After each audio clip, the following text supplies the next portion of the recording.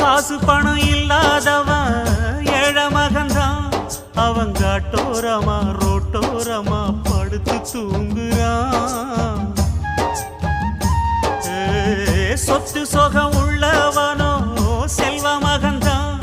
அவன் பஞ்சு மெத்த போட்டிருந்தும் முழிச்சு ஏங்குறான். எது மற்ற பேர்களுக்கு ஏது கவலை? 4 காசு வச்சிருந்தா 100 கவலை. இங்கு ஆசை வச்ச நெஞ்சுக்கெல்லாம் அமைதி இல்லையே. என்ன வேலை அது என்ன வேலை? மன நிம்மதிதான் இங்கு என்ன வேலை?